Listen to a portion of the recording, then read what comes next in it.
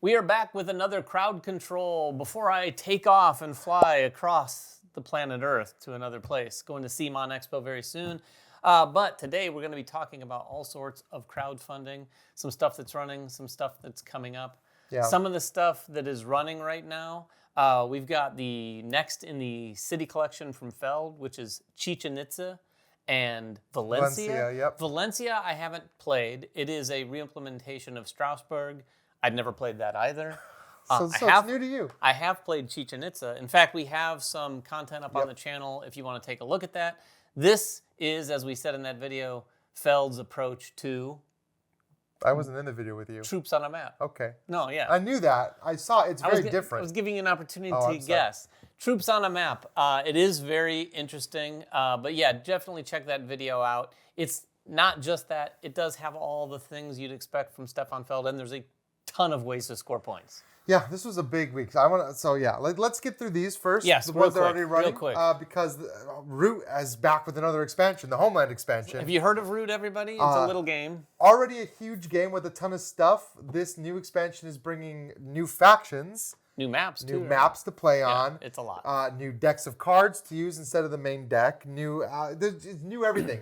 If it's in Root, they have new content for it for this new expansion. Of course, it's doing incredibly well. Are you a Root fan? I am. I'm terrible at it, but I play a lot more on the digital. I play Root on Steam. I know that's picked up. I don't know when this content will ever make it to Steam, but that's probably when I'll play it. I'm neither good at it, and it's a little conflicty for my tastes. It is very conflicty. This next one's not. This is what I just wanted to touch on. It's Raising Robots, and the reason I wanted to mention this is because I think when it first launched on Kickstarter, the original game, it kind of flew under the radar for a lot of people. And then everyone loved it. Yeah, and then everyone loved it. I have not gotten to play it, but everyone, when I say that, people go, "You haven't played Raising Robots?" It's that kind of game. Like I don't say that though because I too have not played Raising Robots. But it's a Euro game. It's supposed to be really good, and it's back on Kickstarter again with an expansion. And again, I mean, this is not your huge overproduced giant $1 million not campaign. A Kickstarter-y sort of thing. Right, but it's a good solid Euro, and this is your real chance. It doesn't really get into retail, so this is your best chance to get it. And Madcala also launched this past week. Madcala is set in the Wonderland's War universe. It's a Mancala style game, but it's head-to-head Mancala, or Madcala as it were. And it's really cool. It's plates around the tea party again, but you're manipulating them around, and then when they're on your side of the board, we played it at Gen Con, Alicia and I. I can't remember if she ended up coming out on top or probably, not. So she did, probably. That's why you can't. Convenient, no, forgetful. I generally remember that.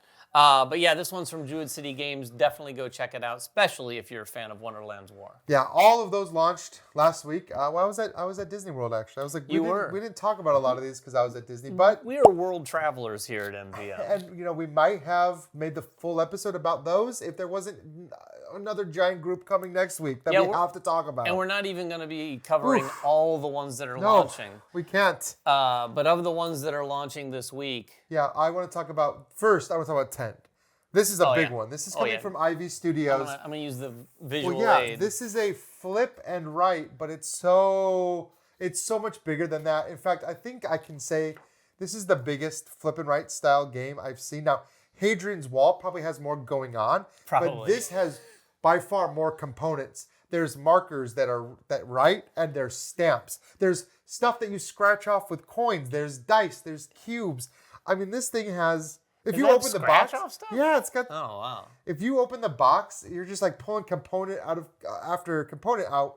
And again, this is the kind of game when you look at the mat, you look at the board, and you're like, I really need to learn. That's what I saw this when we cracked it open. By the way, Jeremy Howard is going to have some content up on the channel. I'm not sure when that will be, but it's probably sometime this week.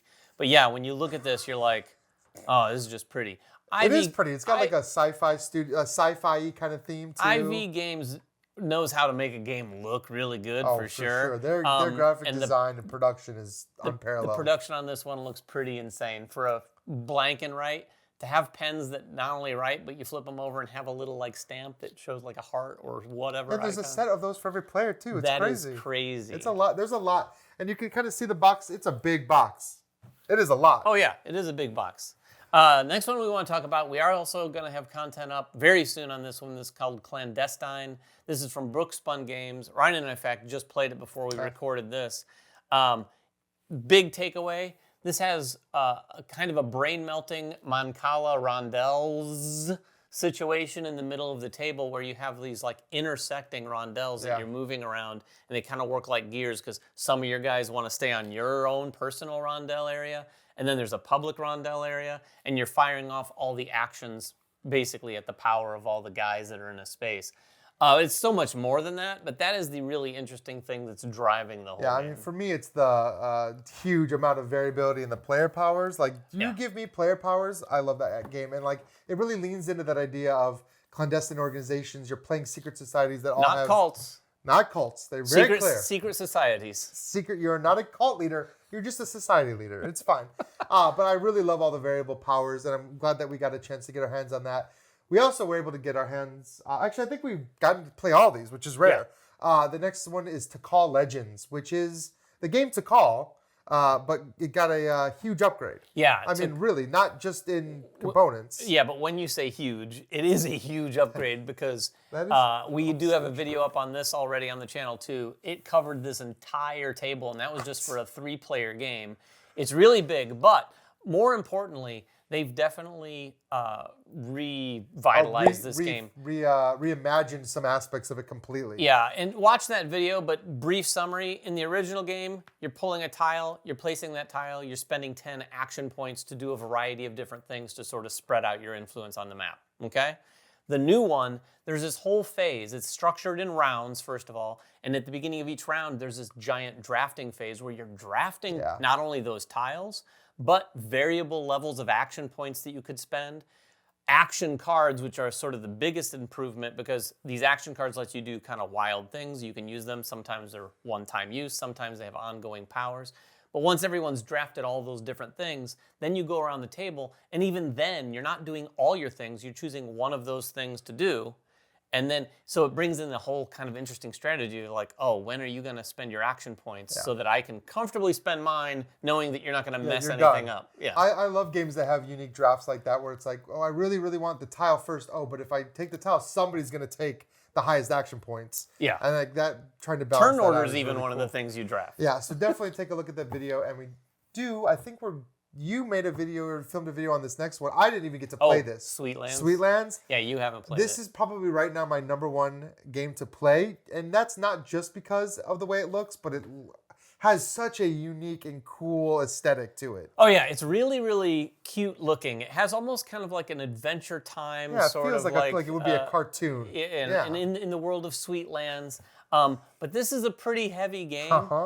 There's a lot going on. The player board in and of itself is 3 parts that have a lot of different tracks and a lot of things you're removing from the player board, putting them on another section of your player board. The whole thing is to try to basically put tiles on your Sweetlands map, build buildings on those tiles, try to reach out to the edges of that map, because if you don't, there's like massive negative points if you don't reach certain spots of the map, which is crazy. Cool Emily and I played this. And talk about endgame scoring. In fact, a lot of the games we've been playing lately have just massive amounts of endgame scoring. This one had a ton. We just kept, oh, there's more, and then there's this, and then there's this. So much endgame scoring, but a pretty, and when I say heavy, it's not heavy in a sort of like Lacerda, sort of like long-term strategy way. But there's just a lot going on, and there's a lot of interconnection between what you're doing. There's some tableau building that feels a little vaguely like some of the things you'd experience in something like Terraforming Mars with tags, and those tags letting you maybe get discounts or do other things. But anyway, a lot of cool things going on. Be sure to check out our video on that too, which may or may not be up when you watch this. Yeah, and I want to give one last shout out. Now, we don't normally cover RPGs on this channel. Like, we're not a big role-playing game focused channel at all. You are, though. I personally really enjoy them. And this is kind of an intersection. They're... 9th Level Games is releasing a Thunder Road Vendetta RPG that's on Kickstarter right now. Even I might be interested in that. I mean, I think that's going to appeal, and it's 9th Level Games' own system. I've played other games that use it. Oh, okay. That polymorph system. It's very easy to learn. So if you're brand new to RPGs and you're like, oh man, I really love Thunder Road Vendetta, which a lot of people do, and I'm guessing you can even use your cars and stuff from. Maybe. Maybe. I mean, you're driving a car around. It's really cool. I briefly looked at the page. It looks like they're reusing a lot of, obviously, the artwork and whatnot from Thunder Road. But it is intriguing to think of a role-playing game setting set in that world. Yeah, it's cool. And it has to involve a lot of car of driving course. and stuff like that. And shooting and blowing up and all this stuff. Is that everything for this week? No, but it's everything we're going to talk about. There's so much. I mean, honestly, and we always say this, but please just keep letting us know in the comments because sometimes y'all will comment. I'm like, I knew of that game, but I had no idea it was coming out this week. Yeah, and it's crazy too. Stuff surprises us. Even when we're sitting down before we record, we'll go through the list, and one or the two of us will look at the other and go, well, what about this? And we're like, I didn't even know that was launching this week. I forget. When is that?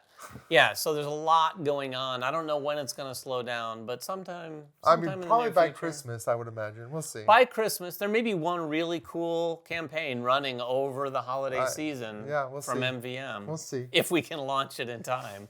But anyway, that was it for this week's Crowd Control. Like Ryan said, let us know if you know of any campaigns down in the comments below. Until next time, though, make sure everyone has fun at the table, and we'll see you then.